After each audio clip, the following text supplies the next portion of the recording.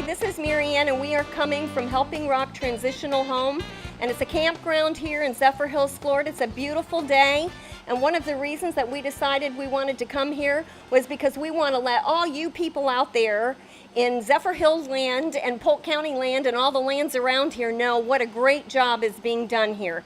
Eddie and Wanda are amazing people. They have a heart to God and they have a hand to man, and they're the real deal. I've been doing ministry for over 20 years in Polk County, in prisons and streets, and Bartow County Jail, and I'm going to tell you something. They are the real deal. So we're here today to show you some of the success stories, not just the bad stuff that happens. There's more than enough bad news in Florida, but man, there's some really good things happening here at this home. So we wanted to start off by welcoming this young man.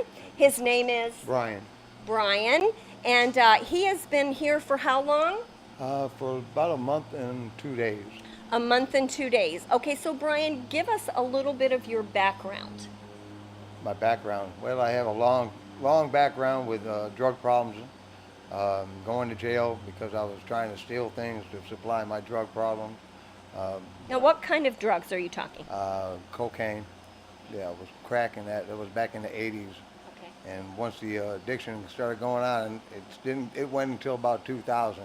I finally made that decision to get away from it because I was losing everything in my life and my sanity and everything.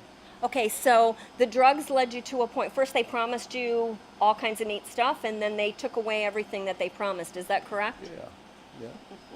Okay, so what was like the pivotal point of using the drugs, enjoying them, thinking you were in control, to the point where you decided we're done? Well, I wasn't in control. I didn't have no control of it. Unfortunately, it led to me taking things from my family, ones who loved me the most, and trying to even get clean from all that from like over 10 years ago.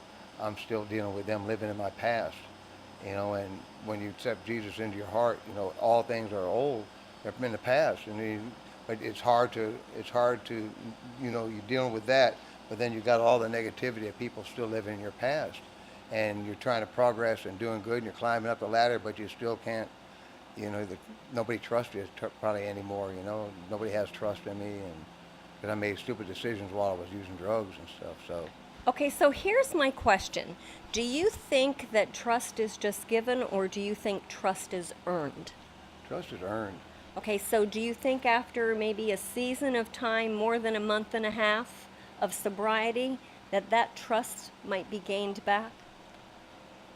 Everybody's different on that, and who you're trying to have somebody trust you and stuff. You got to build it all back up and make amends with the people that you've done wrong to on top of everything. Okay, so that's a really good thing. I love the way you said make amends. So what exactly is making amends? It's apologizing with the people you've done wrong to, either disrespecting, stealing things, or just not being a good person to somebody, and just have, it's like that.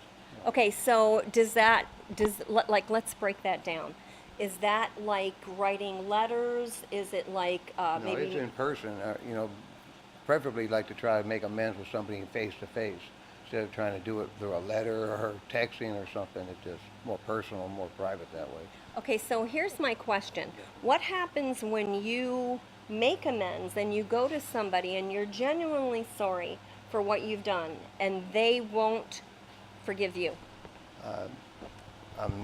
There's nothing I can do on that. I have my sister, and she's still on that page.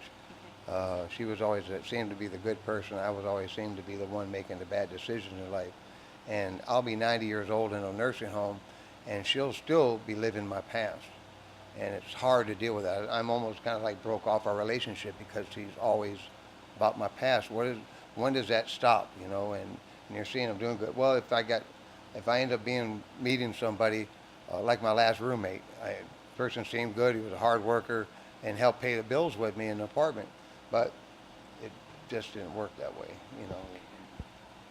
It was bad. So he stole all my stuff, and Okay, so I'm a real believer that when you actually do the forgiveness thing of yourself, of God, and of other people that have molested you, raped you, beaten you, left you, whatever they did to you, when that's actually completed, I believe what happens is spiritually, you start drawing different people.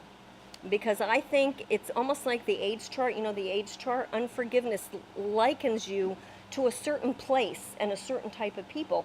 And subconsciously, you draw the wrong people. So I believe that when you get to the point where you forgive you for everything you did, and when that gets complete, and that's just a choice, I think you're going to start drawing different people to you. What do you think about that? I, as long as they're with no issues and badness, you know, and it seems like, you know, that's always, there's a saying, I think it's called guilty by association. Okay. Just for being by somebody who's got issues makes you look bad and everything too, and so you're kind of, that's the way my sister looks at it. She's always, I said, I didn't do nothing wrong. Well, you're around wrong, bad people. But I don't see that until it becomes an issue. Right. You know, they fool you and end up maybe stealing stuff from you or whatever have you. And in my situation, it turned out like that in 2017. I had a roommate that made false allegations to me. I went to trial 15 and a half months later and won. But he had already stole all my property, and I tell him, my sister did a welfare check on me through Zephyr Hills Police this year, because I hadn't spoke to her in six years. And I told her my situation, and she's like, there you go, making bad decisions again. You know, I'm being duped by people that are fooling you if their intentions are to do something wrong to you later on. Right. And she just lives it, I keep making bad decisions. Okay, You know, so and here's not knowing that this person has issues or is going to be doing something wrong. Right. You know, Okay, so here's my question. The Bible says that if you are led by the Spirit of God, do you think for 1 second that the Spirit of God would ever lead you into a situation with somebody that was going to rip you off? no. Okay, so here's my question. If that's the truth, then if you listen to him, do you think you'd be better? Yes. Yes. So that's the key right there. It's just listening. It's not listening to what you see on the outside. It's actually listening to your spirit, because he's in you. And what'll happen is all of a sudden you'll start getting wisdom that's above your years. You know what he tells me all the time? Snake in the grass.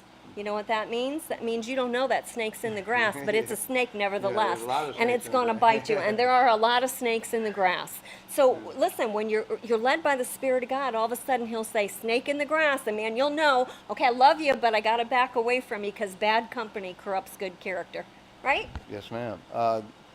Me even coming here, seemed to be, God works in mysterious ways. He'll bring you to something and to basically, you know, that's why I felt like when I lived at my job in Zephyr Hills and was their maintenance man. So if I got fired, I would then become homeless also. And that is what happened to me. And so luckily I didn't have no drug issues, or I'm kind of got a little older and a little wiser on things after a long time of going through the school of hard knocks. Right. But when they told me that I had to leave, I got online, and first thing I saw popped up there was Helping Rock. And I called them up, and it was a Friday evening, and they were closed. They said, you'll have to wait till Monday. And I came over here on Monday and did the interview, and they accepted me in here. And they've been a blessing to me here. It's just even coming here, it just seems like God works in mysterious ways to bringing you back to the church, back to some goodness, and you know, and That's because He loves you. And He loves all of you as well. And it really makes a difference if you understand that kind of love. Then when you get chastised or disciplined, you don't run away from that, you run towards that, because that's something, you know, a good father disciplines his children. And guess what? We got a great father, and sometimes he has to discipline us. But bringing you here, would you say other people should come here? oh yeah, I think a lot of people don't know about it, maybe because it's farther out east from, you know, like Port Richey and stuff. There's all like city area where right now, yeah. They need a lot more people to come through here, because I think it'll help a lot of people. The ones that want to help and need the help, it's here for them. Okay, and I think that's the key. You've got to want to change, and you've got to want the help. And change is never easy for anybody on any level. Sometimes it takes people to this extent in life, even become homeless or something, to kind of change their direction around, to put you back in the right perspective to be a good citizen. and I know they try to work that here all the time with everybody. So how do they do that? Oh, well, we have church services, we have other types of meetings here that you attend in the chapel. They have Miss Teresa up there. She's been a blessing to here, looking for people for jobs. She goes and does all the footwork and even comes here and takes you to the job interview. And she's been a big blessing here on that. I know she's worked a lot of people here, getting them jobs. That's a good benefit here. What about like a GED? If you didn't get your GED, could that be done here as well?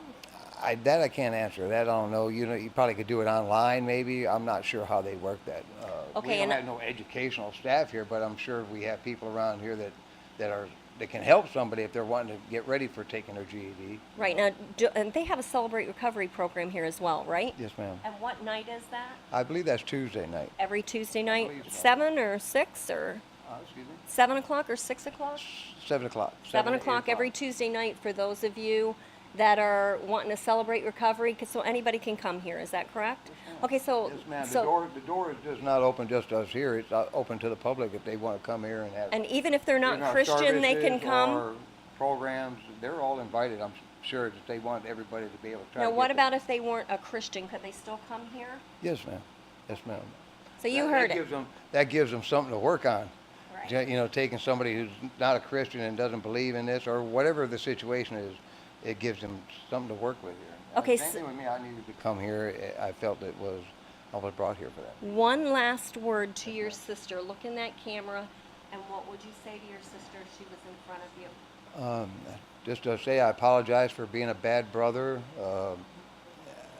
I really didn't do no harm to her in my life, but she's like giving me the punishment for the things that I did to my family. It's kind of bad like Do that. you love your sister? Yes. Oh, Would yeah. you like a relationship with your sister? She's Tell a very. her that. I love her to death, but she's just a controller, and I'm the older one of my sister, so I think she still thinks I'm stuck on stupid, and for making bad decisions in life. So So tell her you love her. yeah, I love you, Gene, and I apologize for everything and anything I've even attempted to do or did do, that even disrespect you at all. I apologize for that. Thank you so much for this time with you. We wish you all the best. Thank you. And I know you're going to make it. Well, I've got no alternative. There you go. That's the only way going forward. Going forward. Thank you all.